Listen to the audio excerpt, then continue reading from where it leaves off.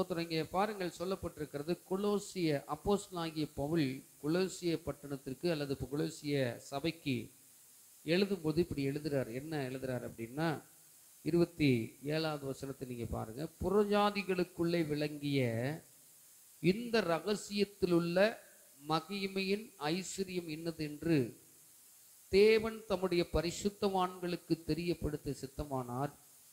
கிறிஸ்துவானவர் மகிமையின் நம்பிக்கையாக உங்களுக்குள் இருப்பதே அந்த ரகசியம் என்று பவுல் ஸ்தோத்திரம் பழைய ஏற்பாட்டில் இருக்கிற தேவ மனுஷர்களுக்கு தேவன் வெளிப்படுத்தின காரியத்தை புதிய ஏற்பாட்டில் லிங்க் பண்ணி காமிக்கிறார். அல்லேலூயா. என்ன சொல்ல வரார்? நல்லா புரிஞ்சு கொள்ள வேண்டிய விஷயம், பழைய ஏற்பாட்டு காலத்திலையும் பிரசங்கிக்கப்பட்ட போதிக்கப்பட்ட தேவ மனிதர்களை கொண்டு பேசப்பட்ட வார்த்தைகள் இயேசுவை குறித்ததாகவே இருந்துச்சு. அல்லேலூயா. எத்தனை பேர் ஆமென் சொல்றீங்க? இப்ப இந்த காலகட்டத்திலும் இருக்கிற நமக்கு ஆண்டவர் சொல்றாரு, அன்னைக்கு பழைய உடன்படிக்கையில் இருந்த மக்கள், பழைய உடன்படிக்கையில் இருந்த தலைவர்களுக்கு, பழைய உடன்படிக்கையில் இருந்த பரிசுத்தவான்களுக்கு தேவன் இயேசுவை குறித்து தான் வெளிப்படுத்தினார். அல்லேலூயா. எத்தனை பேர் ஆமென் சொல்றீங்க? நீங்க ஆதியாகமத்தின் புத்தகத்திலிருந்து வெளிப்படுத்தல் வரைக்கும் நீங்க வாசித்தீர்கள் என்றால், நீங்க நல்லா அதை கருத்தா நீங்க வாசித்து பார்த்தீர்கள் என்றால், பழைய ஏற்பாடு ஆதியாகமம் தொடங்கி மல்கியா வரைக்கும் யாரை குறித்து சொல்லுகிறது என்றால் இயேசுவை பற்றி சொல்லுகிறது. அல்லேலூயா. அப்போ இயேசு பிறக்கிறதற்கு முன்னதாக பழைய ஏற்பாடு, அப்ப இயேசு பிறந்ததுக்கு அப்புறம் அவருடைய வாழ்க்கை சரித்திரத்தை புதிய ஏற்பாடு நமக்கு சொல்லுது. அல்லேலூயா. இதைத்தான் இவர் என்ன சொல்றாரு, பரிசுத்தவான்களுக்கு வெளிப்படுத்தின அந்த காரியம் ரகசியம் அப்படின்னு சொல்லிட்டு, அது ரகசியமாக அவர்கள் வெளிப்படுத்தினார்கள் சொன்னார்கள் சொல்லிட்டு, இப்ப நம்ம இந்த புதிய ஏற்பாட்டு காலத்தில் இருக்கிற நமக்கு ஆண்டவர் சொல்றாரு. அங்க நீங்க பாத்தீங்கன்னா சொல்லப்பட்டிருக்கிறது, பாத்தீங்கன்னா வாசித்தீங்கன்னா அந்த கடைசி இது, கிறிஸ்துவானவர் மகிமையின் நம்பிக்கையாக உங்களுக்குள் இருப்பதே அந்த ரகசியம். உங்களுக்குள் இருக்கிற அந்த இயேசுவை, உங்களுக்காக ஸ்தோத்திரம், உங்களுக்குள் வரவேண்டிய இயேசுவை, உங்களுக்காக செய்ய போகிற இயேசுவை அவர்கள் ரகசியமாக அறிவித்துக் கொண்டிருந்த நாட்கள், இப்போ அந்த மகிமையின் ஸ்தோத்திரம் ரகசியம் என்னன்னா, கிறிஸ்து இப்போ உங்களுக்குள் இருக்கிறதே அந்த ரகசியம் சொல்லி ஆண்டவருடைய வேதம் நமக்கு தெளிவாய் சொல்லுகிறது. அல்லேலூயா. அப்போ ஆண்டவர் நமக்குள் இருக்கும்படியாகத்தான் அவர் அனாதி தீர்மானத்தின்படி பிதாவாகி தேவன் இந்த உலகத்திற்கு அனுப்பினார். அல்லேலூயா. நமக்குள்ள இருந்து ஒவ்வொரு மக்களுக்குள்ளும் இருந்து அவர் ஸ்தோத்திரம் பிதாவாகிய தேவன் இந்த மனுக்குலத்திற்கு ஏற்படுத்தின அத்தனை காரியங்களையும் கொடுக்கிறதுக்காகவே அவரை இந்த உலகத்தில் அனுப்பினார். அனுப்பினவர் இப்ப எங்க இருக்கிறார்னா நமக்குள்ள இருக்கிறார். அல்லேலூயா. எத்தனை பேர் ஆமென் சொல்கிறீர்கள்? நமக்குள்ள இருக்கிற அந்த இயேசு கிறிஸ்துவைத்தான் முற்பிதாக்கள் பரிசுத்தவான்கள் பிரசங்கித்துக் கொண்டிருந்தார்கள். இப்போ அந்த பிரசங்கித்துக் கொண்டிருந்த இயேசு நமக்குள் இருப்பதே ரகசியம். அல்லேலூயா. எத்தனை பேர் ஆமென் சொல்றீங்க? இப்போ இந்த வெளிப்பாடு நமக்கு ஒவ்வொருத்தருக்கும் இருக்கணும். ஸ்தோத்திரம். இயேசு கிறிஸ்து எனக்குள்ள இருக்கிறார், அது பெரிய காரியம். அல்லேலூயா. இந்த இயேசு கிறிஸ்து எனக்குள்ள இருக்கிறார், எனக்குள்ள எப்பொழுதும் இருக்கிறார். நான் தூங்கும் போது எனக்குள்ள இருக்கிறார், படுத்திருக்கும் போது இருக்கிறார், எந்திரிக்கும் போது இருக்கிறார், போகும்போது இருக்கிறார், வரும்போது இருக்கிறார், மற்றவர்களிடத்தில் பேசும் பொழுதும் இருக்கிறார், எப்பொழுதும் நமக்குள்ளே தங்கி இருக்கிறார். அல்லேலூயா.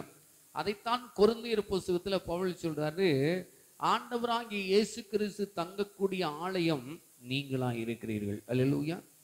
எத்தனை பேர் ஆமென் சொல்லுகிறோம்? நமக்கு நம்மளை ஆண்டவர் தெரிந்து கொண்டதே, நம்மளை ஆண்டவர் சோத்திரம் தேடி வந்ததே அவருடைய கூடாரமாக, ஆலயமாக, அவர் வசிக்கக்கூடிய ஒரு கூடாரமாக தெரிந்து கொண்டிருக்கிறார். இதை விட சிலாக்கியம் வேற ஏதாவது இருக்கா? சொல்லுங்க பார்ப்போம். அல்லேலூயா. எத்தனை பேர் ஆமென் சொல்றீங்க? அப்போ அதுதான் சொல்லுது சோத்திரம். அப்போ ஆண்டவராகிய இயேசு கிறிஸ்து ஒரு மனுஷனுக்குள் வந்துட்டார் அப்படின்னா, சோத்திரம் அந்த மனுஷனுக்குள்ள தங்கி இருக்கிறார் அப்படின்னா, சோத்திரம் நீங்க ஒரு வசனத்தை வாசிச்சு பாருங்க. சோத்திரம் 1 கொரிந்தியர் 1 கொரிந்தியர் புஸ்தகத்துக்கு வாங்க. அதுல இதுக்கு ஒரு இணையான ஒரு சாராம்சம் அங்கே இருக்கிறது, நீங்க வாசிக்கலாம்.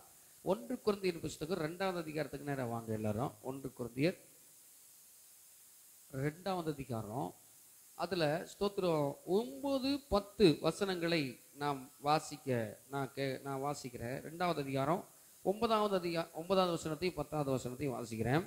எழுதியிருக்கிறபடி தேவன் நம்மில் அன்பு கூறுகிறவர்களுக்கு ஆயத்தம் பண்ணினவைகளை கண் காணவும் இல்லை, காது கேட்கவும் இல்லை, அவைகள் மனுஷனுடைய இருதயத்தில் தோன்றவும் இல்லை. நமக்கோ தேவன் அவைகளை தமது ஆவியினால் வெளிப்படுத்தினார். அந்த ஆவியானவர் எல்லாவற்றையும் தேவனுடைய ஆழங்களையும் ஆராய்ந்து இருக்கிறார். அல்லேலூயா. இப்ப நல்லா நீங்க அந்த 9வது வசனத்தை வாசித்தீங்கன்னா, தேவன் தம்மில் அன்பு கூறுவர்களுக்கு ஆயத்தம் பண்ணினவைகளை கண் காணவும் இல்லை, காது கேட்கவும் இல்லை, அவைகள் மனுஷனுடைய இருதயத்தில் தோன்றவும் இல்லை. ஸ்தோத்திரம். பழைய ஏற்பாட்டு காலத்தில் இருந்த மனிதர்களை இங்கே ஒப்பனையாக சொல்லுகிறது. பழைய ஏற்பாட்டு காலத்தில் இருந்த பரிசுத்தவான்கள் தேவனை அன்பு கூர்ந்தார்கள். எத்தனை உண்மை! தேவனை அன்பு கூர்ந்தார்கள், அவர் மேல் நேசம் வைத்தார்கள், எல்லாம் வச்சாங்க. ஆனா ஸ்தோத்திரம், ஆண்டவர் சொல்றாரு, கண் காணவும் இல்லை, காது கேட்கவும் இல்லை. ஸ்தோத்திரம். அவர் ஆயத்தம் பண்ணினவைகளை இன்றைக்கு ஸ்தோத்திரம் புதிய ஏற்பாட்டு ஜனங்களாகிய உங்களுக்கும் எனக்கும் ஆண்டவர் வெளிப்படுத்தி கொண்டிருக்கிறார். அல்லேலூயா. எத்தனை பேர் ஆமென் சொல்லுகிறோம்? பரிசுத்தவான்கள் வேதம் சொல்லுது. வேதம் ஒரு இடத்துல எழுதியிருக்கிறது, பரிசுத்தவான்கள் பரலோகத்தில் இருந்து இந்த உலகத்திலே நல்வாழ்க்கை வாழ்ந்து பரலோகத்திற்கு எடுத்துக்கொள்ளப்பட்ட தானியேல், ஸ்தோத்திரம், ஏனோக்கு, ஸ்தோத்திரம், இப்படி தேவ மனுஷர்களை சொல்லிக்கொண்டே போகலாம். தாவீது, இவர்கள் எல்லாம் பரலோகத்தில் இருந்து நம்மளை உற்று நோக்கி கவனித்துக் கொண்டிருக்கிறார்களாம். என்னத்துக்கு தெரியுமா? அவர்களுக்கு கிடைக்காத வெளிப்பாடுகள் இன்றைக்கு நமக்கு தேவன் கொடுத்து கொண்டிருக்கிறார். அல்லேலூயா. எத்தனை பேர் ஆமென் சொல்லுகிறோம்? இப்ப இங்க பண்ற பிரசங்கத்தை நீங்க கேட்கறது மட்டுமல்ல, பரலோகத்தில் இருக்கிற பரிசுத்தவான்கள் இந்த ரகசியத்தினுடைய வெளிப்பாட்டின் பிரசங்கத்தை எல்லாரும் கேட்டுக்கொண்டிருக்கின்றார்கள். அவர்கள் நினைத்து கொண்டிருக்கிறார்கள், இந்த சிலாக்கியம், இந்த ரகசியம் நமக்கு கிடைக்காம போச்சு. அல்லேலூயா. எத்தனை பேர் ஆமென் சொல்ற? 10வது வசனம் அதான் விளக்குது பாருங்க, வாசிங்க. நமக்கோ தேவன் அவைகளை தமது ஆவியினாலே வெளிப்படுத்தினார். அந்த ஆவியானவர் எல்லாவற்றையும் தேவனுடைய ஆழங்களையும் ஆராய்ந்திருக்கிறார். அல்லேலூயா. ஆவியானவர் நமக்குள்ளே, அன்றைக்கு ஆவியானவர் இல்லை. ஸ்தோத்திரம். எத்தனை பேர் ஆமென் சொல்லுகிறீர்கள்? பழைய ஏற்பாட்டு காலத்துல இயேசு கிறிஸ்து கிடையாது, ஆவியானவர் கிடையாது.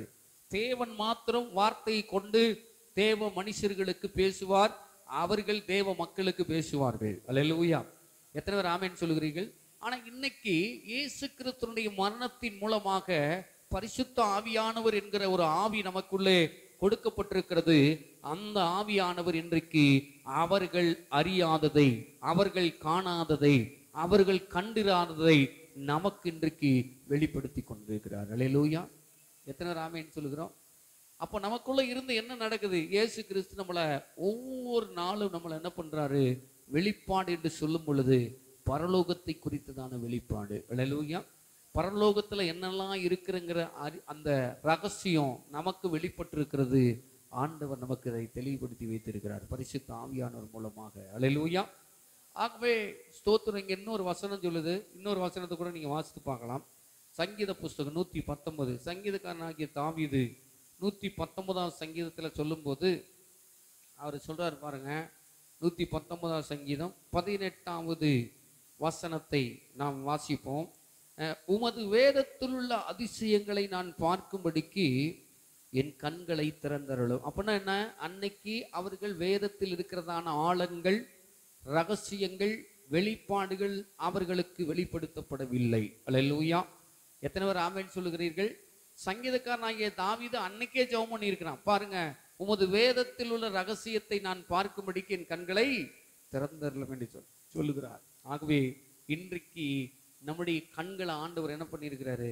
அவர் வந்து நமக்குள்ள இருக்கிறதுனால நம்முடைய கண்களை அவர் திறந்திருக்கிறார். அல்லேலூயா. எத்தனை பேர் ஆமென் சொல்லுகிறோம்? இந்த ரகசியம் அவங்களுக்கு தெரியல.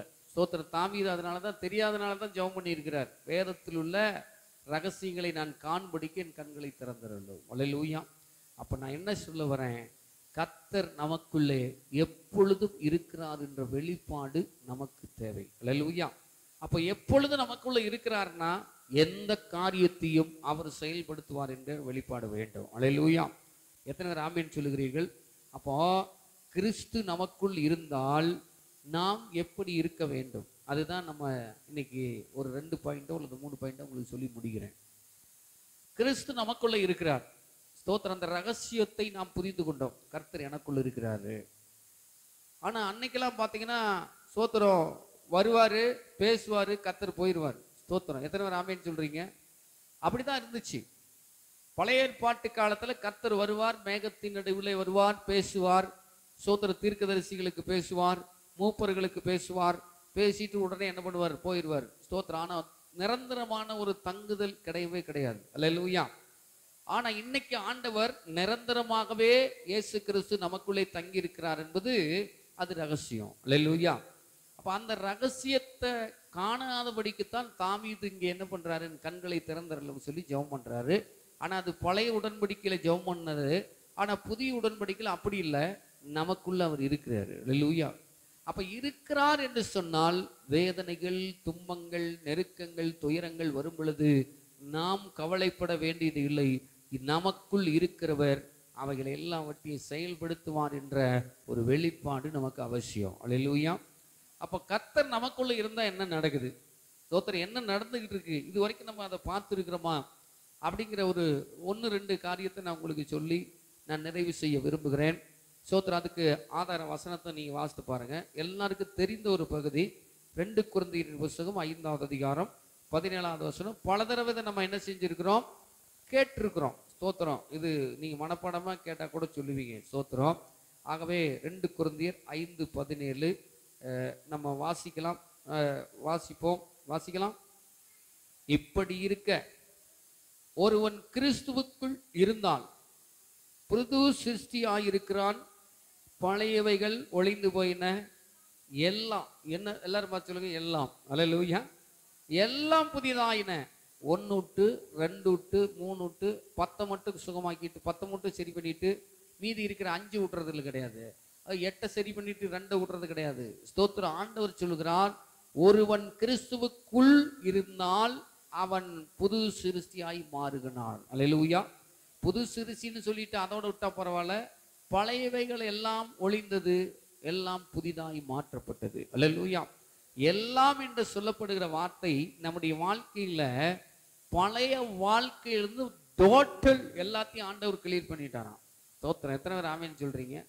அதுதான் புது சிருஷ்டிக்கு ஸ்தோத்திரம். அப்படின்னா புது சிருஷ்டியாக மாற்றப்பட்டிருக்கிற ஒரு ஸ்தோத்திரம் சரீரத்தை நீங்க எடுத்துக்கொண்டீர்கள். ஆனால் இங்க தெளிவுபட சொல்லுகிறேன், இருதயத்தை கர்த்தர் மாற்றி விட்டார். அல்லேலூயா. வாயில் இருக்கிற வார்த்தைகளை கர்த்தர் மாத்திட்டார், உதட கர்த்தர் மாத்திட்டார். இந்த 3 தான் ரொம்ப முக்கியம் வேதத்துல. இருதயம், வாய், உதடு. அல்லேலூயா. இந்த 3இன் மூலமாகத்தான் நம்முடைய வாழ்க்கையினுடைய அஸ்திபாரமே அடங்கி இருக்குது. அல்லேலூயா. எத்தனை பேர் ஆமென் சொல்றீங்க? இததான் ஸ்தோத்திரம். இருதயத்தில் கர்த்தர் பல இடங்களில இயேசு கிறிஸ்து போதனை செய்கிறதை பார்க்கிறோம். அல்லேலூயா. அப்ப இந்த இருதயம், வாய், உதடு, இது 3 தான் மனுஷனுடைய முழு சரீரத்தையும் கண்ட்ரோல் பண்ணுகிற ஒரு காரியமாக இருக்கிறது. அல்லேலூயா. எத்தனை பேர் ஆமென் சொல்கிறீர்கள்? இருதயம் சிந்திக்குது. ஸ்தோத்திரம். வாய் என்ன பண்ணுது? ஸ்தோத்திரம் அசை போடுகிறது. உதடு என்ன பண்ணுது? எல்லாத்துக்கும் அதுக்கு தான் அது மெயினான காரியமாக இருக்கிறது. ஸ்தோத்திரம். இந்த 3ஐயும் ஒரு மனுஷன் பாதுகாத்து கொள்ள வேண்டும். 3ஐயும் ஆண்டவர் என்ன பண்ணிட்டார்னா, கர்த்தருடைய சமூகத்துல அவர் நமக்குள் இருக்கிறார், அவர் நமக்காக எல்லாவற்றையும் செய்கிறார் என்ற விசுவாசம் நமக்குள்ள வந்த உடனே பரிசுத்த ஆவியானவர் நம்மை புது சிருஷ்டியாய் மாற்றிவிட்டார். மாற்றிவிட்ட நீங்களும் நானும் இருதயம் மாற்றப்பட்டிருக்கிறோம், வாய் மாற்றப்பட்டிருக்கிறது, உதடுகள் மாற்றப்பட்டிருக்கிறது. எல்லாம் மாற்றப்பட்டவர்களாக சுத்த ஸ்தோத்திரம் எல்லாம் புதுசா மாத்தி கர்த்தர் வச்சிருக்கிறாரு. அல்லேலூயா. எத்தனை பேர் ஆமென் சொல்றீங்க? இததான் தாவீது சொல்றார் இருதயத்தை குறித்து சொல்லும் போது.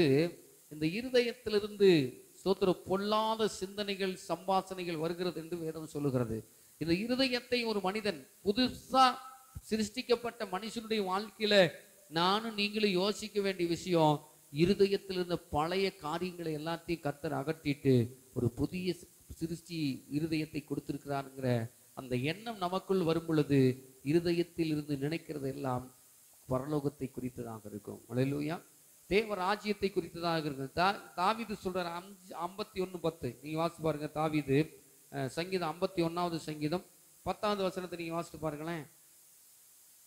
அந்த இருதயத்தை எப்படி ஸ்தோத்திரம் வச்சிருக்கணும் அப்படிங்கிறத அந்த தாவீது அங்க சொல்றார். 51வது அதிகாரம் 10வது வசனத்தை வாசிக்கலாம்.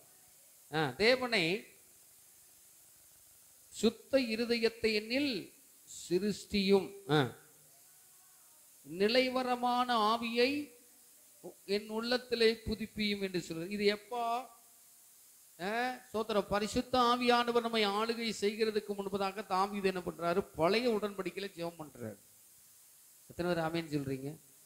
நான் என்ன சொல்ல வரேன்னா, நம்முடைய புது சிருஷ்டியாக பரிசுத்த ஆவியானவர் கர்த்தராகிய இயேசு கிறிஸ்து நமக்காக மரித்து அடக்கம் பண்ணப்பட்டு 3ஆம் நாள் உயிரோடு எழுந்து நாம் அவரை சொந்த இரட்சகனாக ஏற்றுக்கொண்ட பொழுதே நம்மை ஒரு புது சிருஷ்டியாக மாற்றப்பட்டிருக்கிறோம். அல்லேலூயா. மாற்றப்பட்ட நீங்களும் நானும் இந்த இருதயத்தை ஒவ்வொரு நாளும் சுத்த இருதயமாக காத்து கொள்ள வேண்டியது நமக்கு அவசியமாக இருக்கிறது. அல்லேலூயா. எத்தனை பேருங்க ஆமென் சொல்றோம்? இருதயம் ரொம்ப முக்கியம். ஏங்க இருதயத்தை பற்றியே பேசுறீங்க அப்படின்னா, நான் அதுக்கு ஒரு டெபனேஷன் கொடுக்குறேன். ஸ்தோத்திரம். நீங்க நல்லா கவனிங்க. இருதயத்தை சுத்த இருதயமாக வைத்து கொள்ள வேண்டும் என்று சங்கீதக்காரனாகி தாவீது அங்க ஜெபிக்கிறதுக்கு ஒரு காரணம் என்ன? இந்த 59வது சங்கீதம் எப்ப எழுதுறாருன்னா, பச்சைவால் இடத்தில் அவன் பாவத்திற்கு போன போது அவனுக்குள் உணர்வு அடைந்த மாற்றத்திருந்தது. அவன் அதிலிருந்து வெளியே வந்து தன்னுடைய தப்பை ஒத்துக்கிட்டு சோத்திரம் ஆண்டவர்கிட்ட பாவத்தை மன்னியும் என்று சொல்லி கேட்ட பொழுது அதற்கு பிறகுதான் இந்த 51வது சங்கீதத்தை எழுதினாரு. அல்லேலூயா. எத்தனை பேர் ஆமென் சொல்கிறீர்கள்? ஆக இந்த இருதயம் எப்படிப்பட்டதாக வைத்துக் கொள்ள வேண்டும் என்றால், ஒரு புது சிருஷ்டி என்றால் இந்த இருதயத்துல மாசுபடாதபடிக்கு சுத்த இருதயமாக காத்து கொள்ளக்கூடிய வாஞ்சை புது சிருஷ்டியின் இடத்தில் இருக்கிறது. அல்லேலூயா. பாருங்க, ஏன் இருதயத்தை அந்த சுத்த இருதயத்தை நிலைவரமான ஆவியை தாருன்னு தாவீது ஜெபிக்கிறார் அப்படின்னா, சோத்திரம் எல்லா பாவங்களும் உற்பத்தி ஆகிற இடம் எது? எல்லா பாவமும் உற்பத்தி பண்ணப்படுகிற, மேனிபேக்ட் பண்ணப்படுகிற அப்படின்னா என்ன அர்த்தம்னா, உருவாக்கி அனுப்பக்கூடிய, வெளியே தள்ளக்கூடிய எல்லா பாவங்களும் இருதயத்தில் உற்பத்தி ஆகுறதான். தோத்திரம். எத்தனை பேர் ஆமென் சொல்றீங்க? தாவீது ஜெபிக்கிறதுக்கு ஒரு காரணம் இருக்கு. எப்படின்னா, ஸ்தோத்திரம், அவன் தானா பாவம் செய்யல, அவனுடைய இருதயத்தில் பொல்லாத எண்ணங்களும் சிந்தனைகளும் ஒவ்வொரு நாளும் அந்த மாடியில போகும்போது அவனுக்கு வந்திருக்கும். அல்லேலூயா. ஒவ்வொரு மனுஷனுக்குள்ள உடனடியாக பாவத்தை செய்யக்கூடிய வழிகள் இல்லை. ஆனா ஒண்ணு நடக்கும், பாவத்தை செய்யக்கூடிய அந்த பிறப்பிடமாக அந்த இருதயம் ஒவ்வொரு நாளும் உற்பத்தி செய்து கொண்டே இருக்கிறது. அல்லேலூயா. எத்தனை பேர் ஆமென் சொல்றீங்க? சரி, ஒரு கடைக்கு போறேங்க. நான் உதாரணத்துக்கு சொல்றேன். ஒரு கடைக்கு போறேன், எனக்கு பிடித்தமான ஒரு பேண்ட்டை நான் பார்க்குறேன். ஸ்தோத்திரம். என்னையும் நான் சொல்லிக்கிறேன். ஒரு பிடித்தமான பேண்ட்டை பார்க்குறேன். அந்த பேண்ட்டை பார்த்த உடனே என் இருதயத்தில் என்ன பண்ணுது அப்படின்னா, ஆசை வருகிறது. அல்லேலூயா. எத்தனை பேர் ஆமென் சொல்றீங்க? ஆசை. அப்போ அந்த ஆசை வந்த உடனே இருதயம் உள்ள கிரியேட் ஆகுது, உற்பத்தி ஆகுது. என்ன உற்பத்தி நடக்குது? இந்த பேண்ட்டை எப்படியாவது வாங்கிடணும். அல்லேலூயா. எத்தனை பேருக்கு இருக்கிறீங்க? இந்த பேண்ட்டை நான் எப்படியாவது வாங்கிடணும். உடனே அது ரேட்டை கேட்குறேன். ஒரு 1200 ரூபா சொல்றாங்க. அப்போ நான் என்ன பண்றேன்? அந்த பேண்ட்டை வாங்குறதுக்கு உண்டான பணத்தை நான் சேர்த்து வைக்கிறேன். பார்த்தீங்களா? அதுதான் இருதயத்தில் உற்பத்தி செய்யப்படுகிறது. அல்லேலூயா. 200 ரூபா கொடுத்தா கொண்டாந்து அப்படியே பத்திரமா வைக்கிறது, 300 ரூபா கொடுத்தா அதையும் சேர்த்து வைக்கிறது.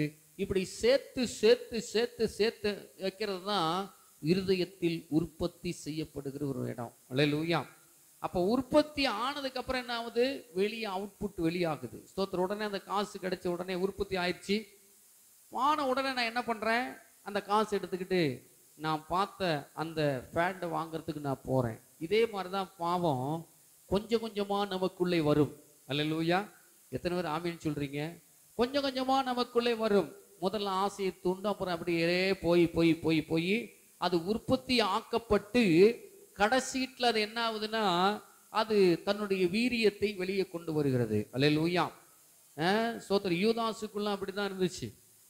யூதாசு தானா அவன் வந்துட்டு காட்டி கொடுக்கவில்லை, தானாக அவன் போய் ஆண்டவர் காட்டி கொடுக்கல.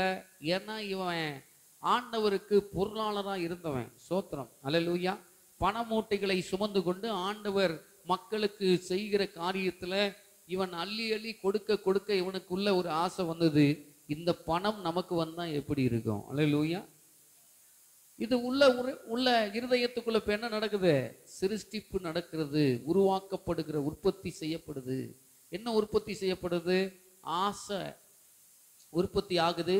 அந்த உற்பத்தி ஆகி அது அந்த இடத்துல உற்பத்தி செய்யப்பட்டு இருதயத்துல ஆசை கொண்டு அது தன்னுடைய வீரியத்தை வெளிப்படுத்துகிற போது ஒரு தவறான எண்ணத்துக்கு போகுது. எதுக்கு போகுது?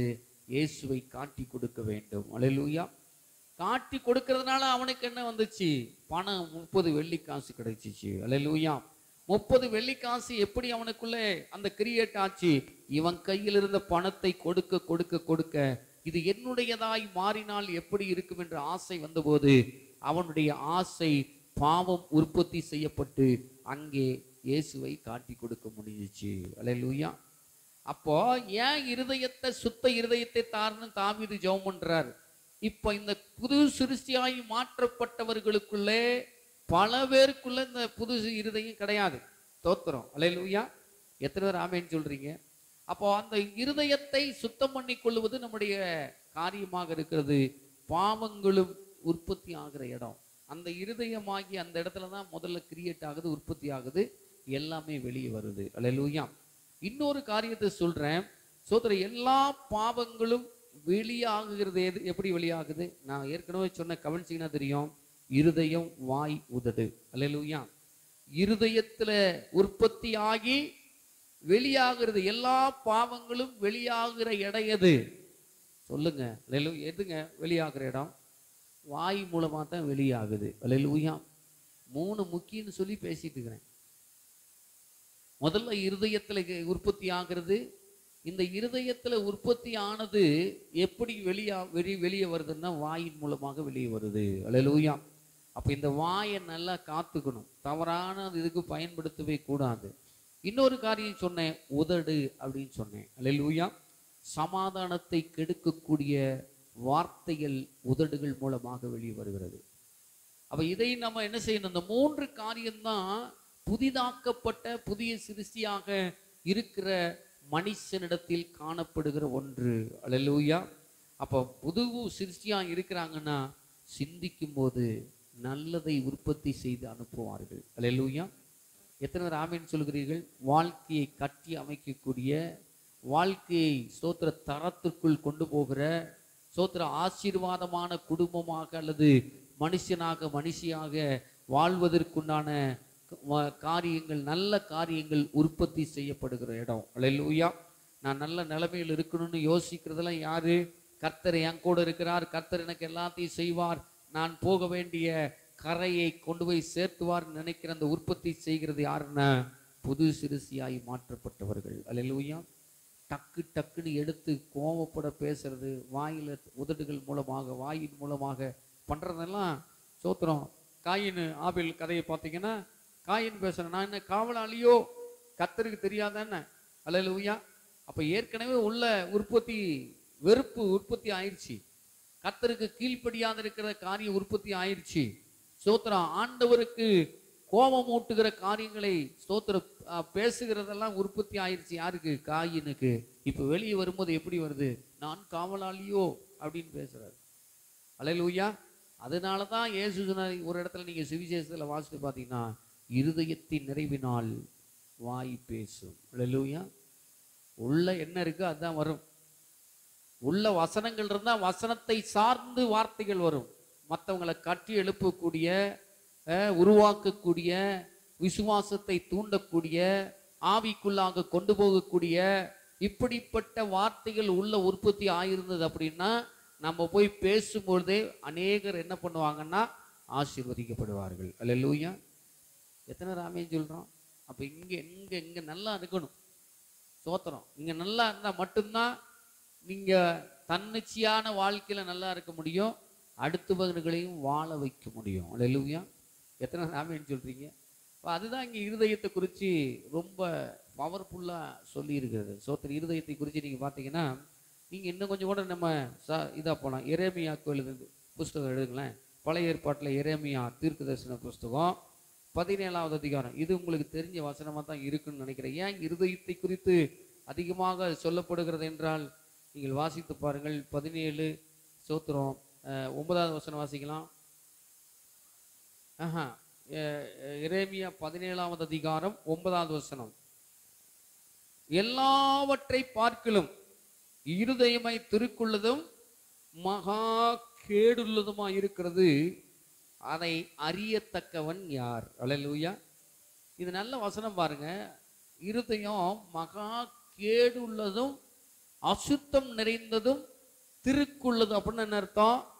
சமயத்திற்கு தகுந்தாற்போல் பேசக்கூடிய சூழ்நிலைகளை உருவாக்கக்கூடியது. அல்லேலூயா.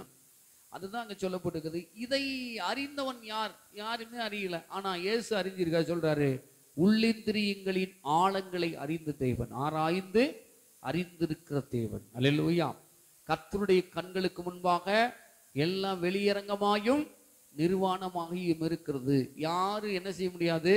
சோத்திரம். உள்ள இருக்கிறதை ஏமாற்றவும் முடியாது, தப்பிக்கவும் முடியாது என்று இந்த வேதம் தெளிவாக சொல்லுகிறது. இந்த இருதயம் இருக்குது பார்த்தீங்கன்னா மனுஷனுக்கு ஏற்ற விதமாக நடிக்க தெரிஞ்சு கொள்ளும். அல்லேலூயா.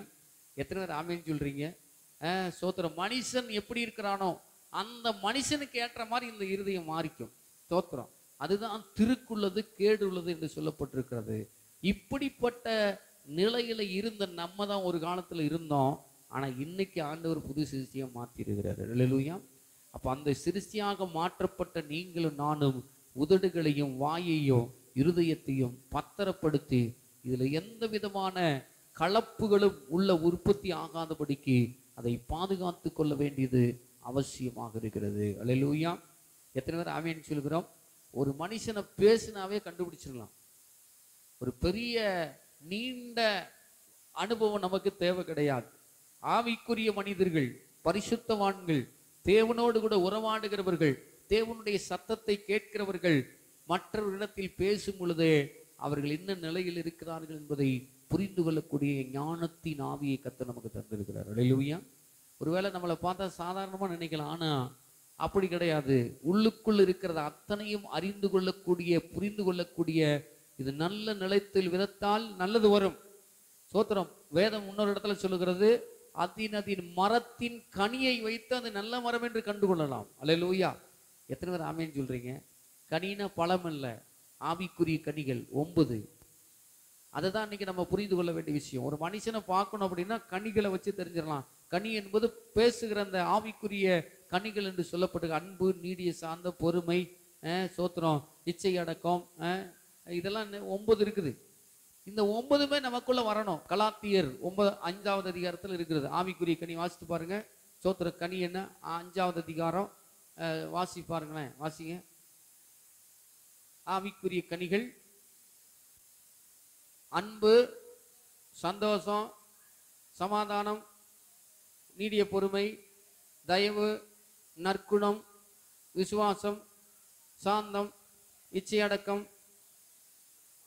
போது இது எல்லாம் தான் சிருஷ்டி, புதுதாக மாற்றப்பட்டிருக்கிற சிருஷ்டி, புது சிருஷ்டியாக இருக்கப்படுகிற அந்த இருதயத்தில் உற்பத்தி ஆகிற சோத்திரம் காரியங்கள். அல்லேலூயா. எத்தனை பேர் ஆமேன்னு சொல்கிறீர்கள்? ஒரு புது சிருஷ்டியா மாற்றப்பட்டுட்டாங்க அப்படின்னா எல்லாம் புதிதாயினா அப்படின்னா என்ன அர்த்தம்? நம்முடைய இருதயத்துல சிருஷ்டிக்கப்பட வேண்டிய, உருவாக்கி உற்பத்தி ஆகிற வேண்டியது எது? இந்த ஆவிக்குரிய கனிகள் வெளிப்பட வேண்டும். அல்லேலூயா. இதுதான் வெளியே வரணும்.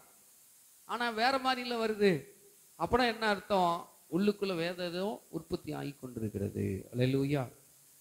புது சிருஷ்டியா மாற்றப்படலைன்னோ இருதயம் நேரத்துக்கு நேரம் மாறிடுது, நேரத்துக்கு நேரம் என்ன செய்யுது, ஆளை பார்த்த மாதிரி நடிக்குது. இப்படியெல்லாம் இருக்குதுன்னா இன்னும் சிருஷ்டி புது சிருஷ்டியா மாற்றப்பட இல்லை என்று தான் சொல்ல வேண்டும். அல்லேலூயா. எத்தனை பேர் ஆமேன்னு சொல்லுகிறோம்? இன்னொரு வசனத்தை கூட பாருங்க. புதிய ஏற்பாட்டில் ஒரு காரியத்தை காமிக்கிறார். சாரி, புதிய ஏற்பாட்டில் ஒரு ஒரு ஒரு இதுக்கு இணையான ஒரு வசனத்தை இயேசுவே சொல்றார். பாருங்க, நீங்க மத்தேயு சுவிசேஷ புஸ்தகம் வாசிட்டு பாருங்க. 15வது அதிகாரத்துக்கு நேரம் வருவோம். ஸ்தோத்திரம். 15வது அதிகாரம் மத்தேயு 15, 18, 19 ரெண்டு வசனத்தை வாசிக்கலாம். இருங்க, எல்லாம் திருப்பிக்கிட்டீங்களா? வாயிலிருந்து புறப்படுகிறவைகள் இருதயத்திலிருந்து புறப்பட்டு வரும், அவைகளையே மனுஷனை தீட்டுப்படுத்தும். எப்படி எனில், இருதயத்திலிருந்து பொல்லாத சிந்தனைகளும் கொலை பாதகங்களும் விபச்சாரங்களும் வேசித்தனங்களும் களவுகளும் பொய்ச்சாட்சிகளும் தூஷணங்களும் புறப்பட்டு வரும். இவைகளை மனுஷனை தீட்டுப்படுத்தும். கை கழுவாமல் சாப்பிடுகிறது மனுஷனை தீட்டுப்படுத்தாது என்றார். அல்லேலூயா. நம்முடைய இருதயத்தில் எது கிரியேட் ஆகுது, எது உற்பத்தி ஆகுது?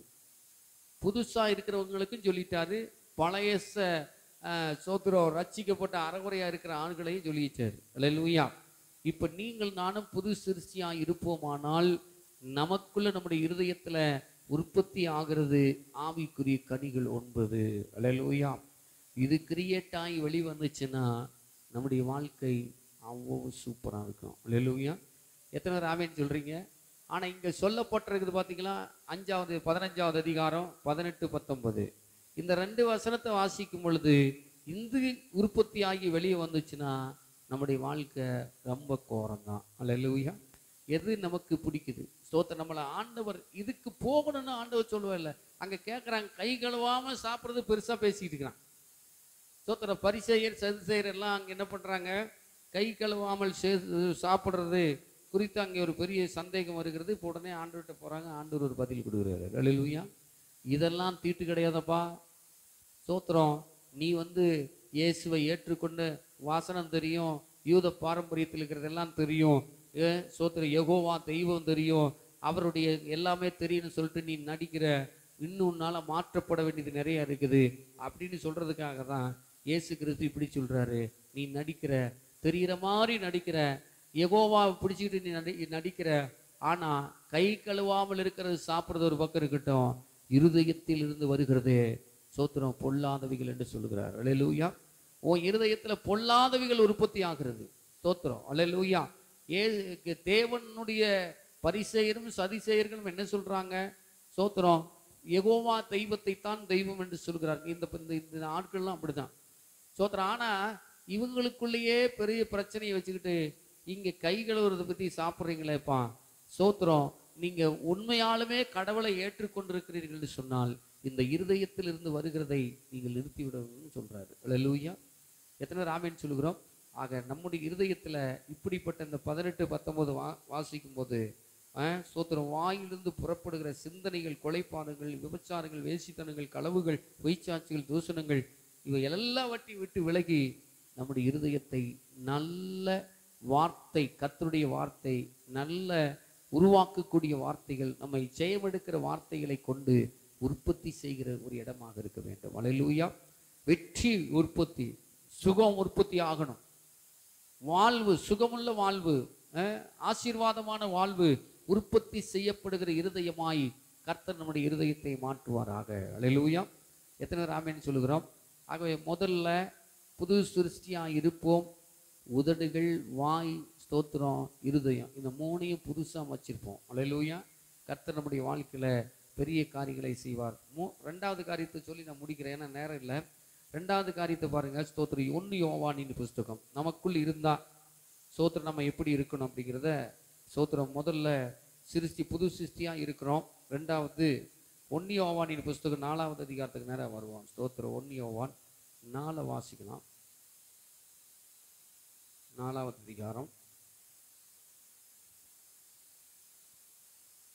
எடுத்துட்டீங்களா? 4வது அதிகாரம் 4 வாசிக்கலாம். 4வது அதிகாரம் 4வது வசனம். பிள்ளைகளே, நீ தேவனால் உண்டாயிருந்து அவர்களை ஜெயித்தீர்கள். ஏனெனில் உலகத்தில் இருக்கிறவனிலும் உங்களில் இருப்பவர் பெரியவர். நம்முடைய தேவன் நமக்குள்ள இருக்கிறார். அது புது சிருஷ்டியாய் மாற்றப்பட்டு நமக்குள்ள இருக்கிறார் என்ற வெளிப்பாடு நமக்கு தேவை.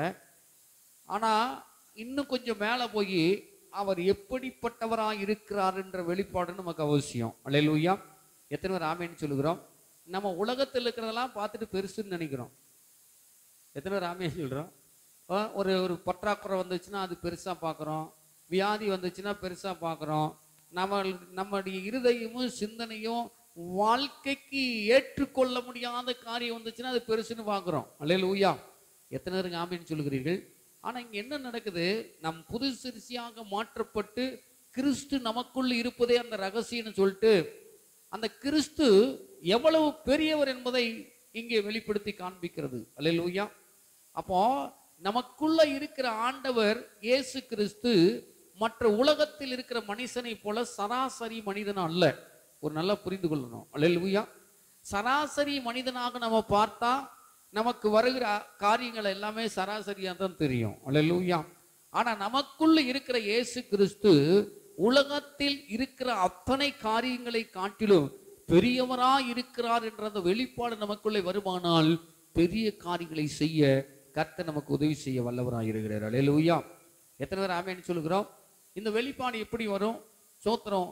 இயேசு கிறிஸ்துவை குறித்து நம்ம நிறைய தியானம் பண்ணியிருக்கிறோம். இருந்தாலும் சோத்திரம் ஒரு சில காரியங்களை சொல்கிறேன். காற்றையும் சோத்திரம் பழைய ஏற்பாட்டு காலத்தில் புதிய ஏற்பாட்டு காலத்தில் பேசுறதுனால புதிய ஏற்பாட்டில் இருக்கிற எக்ஸாம்பிளே உங்களுக்கு சொல்லுகிறேன். ஸ்தோத்திரம். இயேசு கிறிஸ்து கானா ஊருக்கு போகிறார். அங்கே ஒரு பெரிய குறைவு உண்டாகிறது. அற்புதம் நடக்கிறது. அல்லேலூயா. எத்தனை பேர் ஆமென் சொல்லுகிறீர்கள்? அப்போ அற்புதம் செய்கிறது உலகத்துல யாராலையும் செய்ய முடியாது. எத்தனை பேர் அதை நம்ம ஏத்துக்கிறோம்? அந்த தண்ணீரை திராட்சை ரசமாக மாற்றுகிறார். அந்த தண்ணீரை திராட்சை ரசமாக மாற்றக்கூடிய ஒரு பெரிய வல்லமை உலகத்தில் எந்த மனுஷனுக்கும் எந்த சக்திக்கும் கொடுக்கப்படலை. அல்லேலூயா. அது பெரிய விஷயம். அப்போ உலகத்தில் செய்யப்படாத மனுஷன் செய்யப்படாத காரியத்தை இயேசு செய்கிறார் என்றால் உலகத்தில் இருக்கிறவனை காட்டிலும் நமக்குள் இருக்கிறவர் பெரியவர். அல்லேலூயா. இன்னும் நீங்க கிட்ட போனீங்கன்னா மரித்தவர்களை உயிரோடு எழுப்பக்கூடிய சோத்திரம் செய்தி இன்றைக்கு எங்கேயுமே நம்ம கேட்டது கிடையாது. அல்லேலூயா. மரித்து சோத்திரம் 4 நாள் ஆகி லாசரு கல்லறையிலே படுத்து கிடக்கின்றான். கொண்டு போய் சரீரத்தை வச்சிருக்கிறாங்க. 4 நாளுக்கு பிறகு நம்ம ஆண்டவர் வர்றாரு. அங்க வந்து ஆண்டவரை பார்த்து தேவனை பார்த்து ஜெபிக்கிறார். உடனே லாசரு வெளியே வாழ்றார். அல்லேலூயா. அசாதாரணமான உயிர்த்தெழுதல். சோத்திரம். அவனுக்குள்ள ஜீவனை கொடுத்து லாசரு முன்ன எப்படி இருந்தானா அப்படியே எந்திரிச்சு வந்து ஆண்டவரை சந்திக்கும்படியான ஒரு சூழல்கள் ஏற்படுகிறது என்றால் இவைகளை செய்யக்கூடிய மனுஷன் உலகத்தில் யார் இருக்கிறார்கள்? அல்லேலூயா. உயிரோடு எழுப்பின மனுஷன் யாராவது இருக்கானா? அதனாலதான் இங்க சொல்றாரு, உலகத்தில் இருக்கிறவனை காட்டிலும் உங்களுக்குள் இருப்பவர் பெரியவர் என்று யோவான் சொல்வதற்கு காரணம் ஸ்தோத்திரம். அவன் அந்த நாட்களில் இயேசு செய்த பெரிய பெரிய காரியங்களை பார்த்ததுனால அனுபவிச்சதுனால அவர் சொல்றாரு. இதே காரியத்தை இன்றைக்கு நமக்கு ஆண்டவர் சொல்றாரு, உலகத்தில் இருக்கிறவனை காட்டிலும் நமக்குள் இருப்பவர் பெரியவர் என்ற வெளிப்பாடு புதிய சிருஷ்டிக்கு இருக்க வேண்டும். அல்லேலூயா. எத்தனை பேர் ஆமென் சொல்றீங்க? அப்போ வியாதி வந்தா வியாதியை பார்த்து சொல்லுங்க, வியாதியே உன்னை காட்டிலும் என்ன ஆண்டவர் பெரியவர். அல்லேலூயா. பலவீனம் வருதா, பலவீனம் பார்த்து சொல்லுங்க, பலவீனமே உன்னை காட்டிலும் எனக்கு இயேசு கிறிஸ்து எனக்குள் இருக்கிறார், அவர் பெரியவராக இருக்கிறார். அல்லேலூயா. அந்த பெரியவருக்கு முன்னால் நீ என்ன செய்ய முடியாது? ஒண்ணுமே செய்ய முடியாதுன்னு அந்த வெளிப்பாட்டை உடையவர்கள் தான் புது சிருஷ்டியாக மாற்றப்பட்டவர்கள். கர்த்தர் ஒவ்வொரு நாளும் உள்ளே இருக்கிறார் என்று வெளிப்பாட்டை உடையவர்கள். அல்லேலூயா. எத்தனை பேர் ஆமென் சொல்லுகிறோம்? ஆகவே 2வது காரியம் நான் உங்களுக்கு சொல்றேன், இயேசு எல்லாவற்றை காட்டிலும் பெரியவர் என்ற வெளிப்பாடு படைத்தவர்கள் தான் கிறிஸ்துவை சுமந்து கொண்டு செல்லுகிறவர்கள். அல்லேலூயா. எத்தனை பேர் ஆமென் சொல்றோம்? கிறிஸ்து உள்ள இருக்கிறார், இயேசு உள்ள இருக்கிறார்னு சொல்லுகிற அந்த மக்களுடைய வாயில வர வேண்டியது, நான் புது சிருஷ்டி, உலகத்தில் இருக்கிறவனை காட்டிலும் எனக்குள் இருக்கிறவர் இயேசு பெரியவர். இந்த பெரியவருக்கு முன்னால எதையும் செய்ய முடியாது. என்னை தொட்டு கூட பார்க்க முடியாதுங்கிற ஒரு பெரிய வெளிப்பாடு நமக்குள்ளே காணப்பட வேண்டும். அல்லேலூயா. எத்தனை பேர் ஆமென் சொல்லுகிறீர்கள்? பாருங்க, அங்கே சொல்லப்பட்டிருக்கிறது. இன்னொன்று கூட நீங்கள் வாசித்து பாருங்க. ஸ்தோத்திரம். சங்கீதம் 126 பழைய ஏற்பாட்டில் கூட இருக்கு. சங்கீதக்காரனாகி தாவீது சொல்றார், 126வது சங்கீதம், அதில் பாருங்க, 126வது சங்கீதம், சங்கீதம் 126, அதில் பாருங்க 3வது வசனம் வாசிக்கலாம். கர்த்தர் நமக்கு பெரிய காரியங்களை செய்தார். பாருங்க, அதனால அதன் மித்த நம்ம எல்லாம் என்ன செஞ்சிருக்கிறோம்? மகிழ்ந்திருக்கிறோம். கர்த்தர் நமக்குள் பெரியவராய் எதற்கு இருக்கிறார்? பெரிய காரியங்களை செய்து நம்மை மகிழ்ச்சிக்குள்ளாய் கொண்டு செல்வதற்காகவே. அல்லேலூயா. வேதனையில கொண்டு போறதுக்கு இல்லை, மகிழ்ச்சியில கொண்டு போறதுக்கு பெரியவர் நமக்குள்ள இருக்கிறார். பெரியவர் யார்? இயேசு கிறிஸ்து. அல்லேலூயா. அதைத்தான் அங்கே சொல்லுகிறார் சங்கீதக்காரனாகிய தாவீது. பெரியவர் நமக்குள்ள இருக்கிறனால தான் மகிழ்ச்சி, அவர் நமக்குள்ள இருக்கிறனால தான் சந்தோஷம், அவர் நமக்குள்ள இருக்கிறனால தான் சமாதானம். இப்படி சொல்லிக்கொண்டே போகலாம். அந்த பெரியவர் பெரிய காரியங்களை செய்வார். அல்லேலூயா. எத்தனை ஆமென் சொல்கிறோம்? அப்ப நான் என்ன சொல்ல வரேன்? முதல்ல நீங்கள் நான் புது சிருஷ்டியாய் மாற்றப்பட்டிருக்கிறோம். மாற்றப்பட்ட நமக்குள்ள இயேசு குடிகொண்டிருக்கிறார். குடிகொண்டிருக்கிற இயேசு பெரியவராய் இருக்கிறார். அல்லேலூயா. இந்த வெளிப்பாடு பழைய ஏற்பாட்டு பரிசுத்தவான்களுக்கு வெளிப்படுத்தப்படவில்லை. அல்லேலூயா. எத்தனை பேர் ஆமென் சொல்கிறோம்?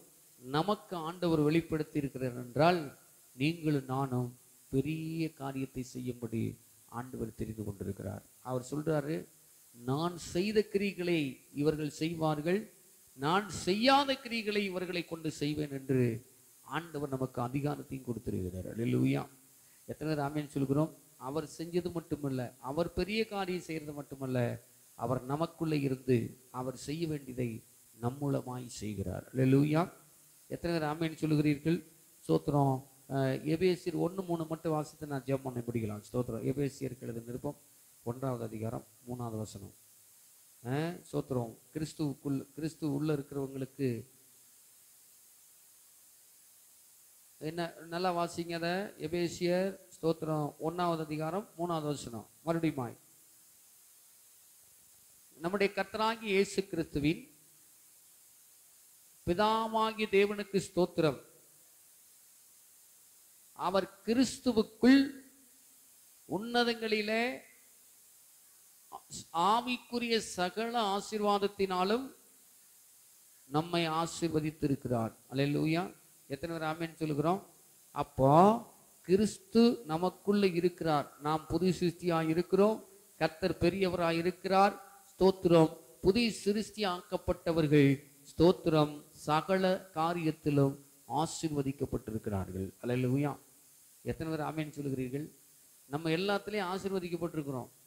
பொறாமப்படுறான்னா ஏன் பொறாமப்படுறான்? வாக்கு தத்துவம் இதுல என்ன பெருசா இருக்கு? அல்லேலூயா.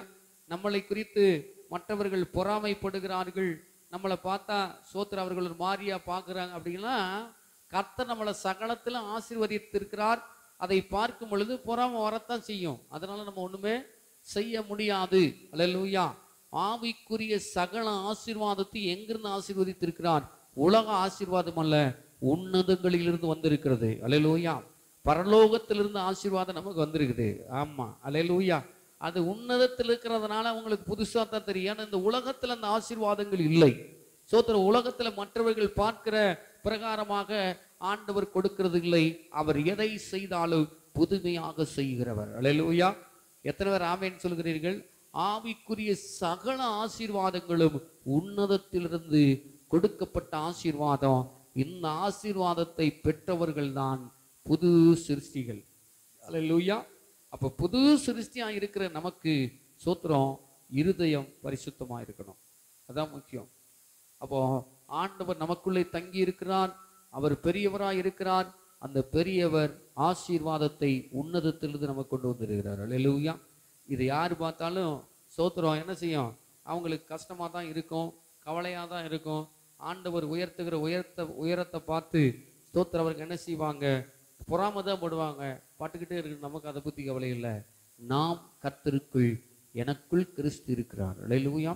அந்த வெளிப்பாடு இருக்கிறவர் எப்படிப்பட்டவராய் இருக்கிறார்?